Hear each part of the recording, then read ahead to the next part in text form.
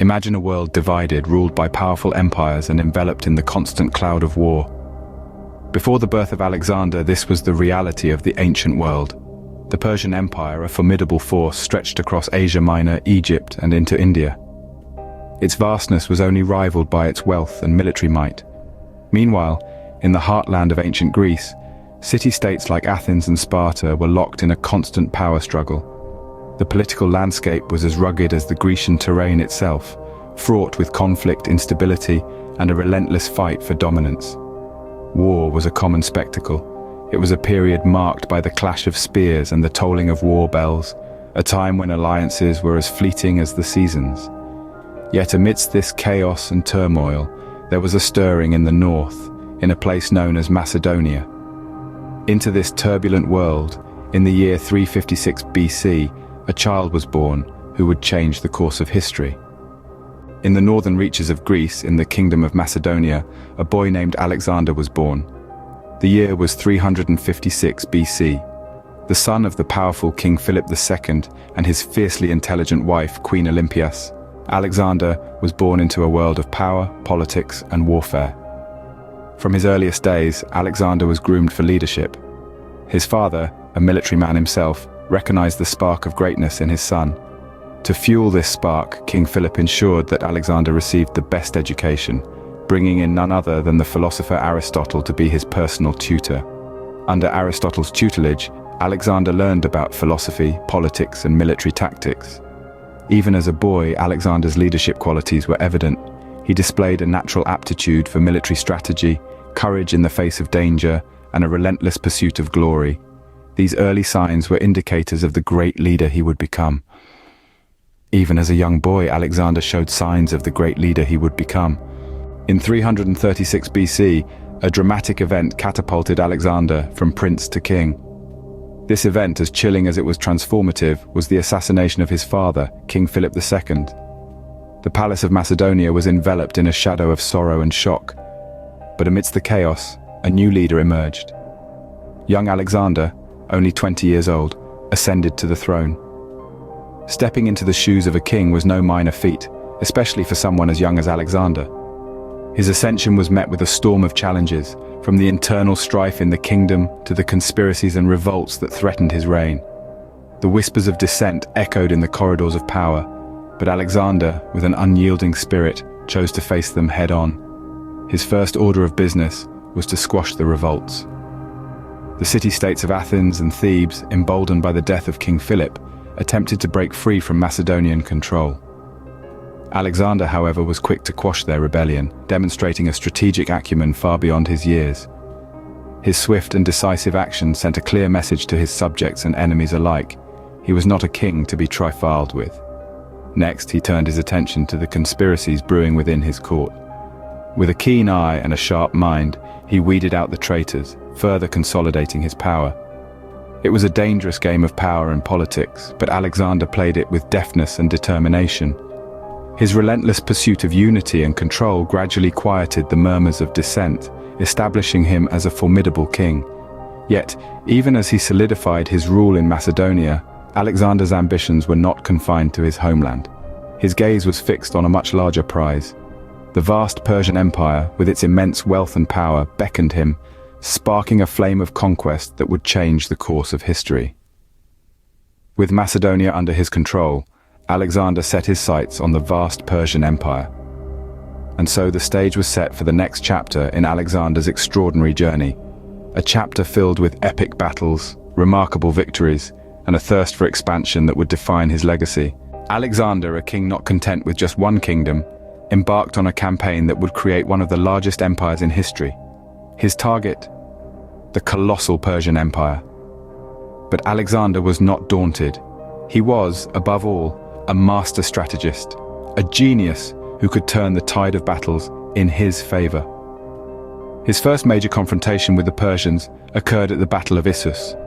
Outnumbered, his forces faced a Persian army that was at least twice their size. But Alexander, with his brilliant tactical mind, turned this disadvantage into an advantage. He chose to attack the Persians head-on, focusing his assault on King Darius III himself. This audacious move took the Persians by surprise, causing chaos and confusion in their ranks and leading to a decisive victory for Alexander. But his greatest triumph was yet to come. The Battle of Gaugamela, arguably the most significant battle of his campaign, epitomized his strategic prowess. Despite facing a Persian force that far outnumbered his own, Alexander employed a daring strategy. He deliberately weakened his center, drawing in the Persian troops, then launched a powerful strike on their flank. The Persians, caught off guard, were unable to resist. King Darius fled, leaving his empire to Alexander. In just a few short years, Alexander had achieved what seemed impossible. The Persian Empire, once the most powerful empire in the world, was now under his control. But Alexander was not satisfied. His eyes were already set on new lands, new people to conquer. The young king's ambitions knew no bounds. With the Persian Empire under his control, Alexander continued east, his thirst for conquest unabated. In the year 323 BC, at the height of his power, Alexander the Great met an enemy he could not defeat. He was in Babylon, a city he had conquered and made a part of his sprawling empire, when he was suddenly struck by a mysterious illness. Within days, the man who had marched his armies from Greece to Egypt, through Persia and as far as India, was brought to his knees. The circumstances of Alexander's death have been the subject of intrigue and speculation for over 2 millennia. Some historians propose that a fever, possibly malaria or typhoid, was the cause. Others suggest that he fell victim to poisoning, a common fate of kings and conquerors in those days. Some even claim that excessive drinking caused his demise. The truth, however, remains elusive.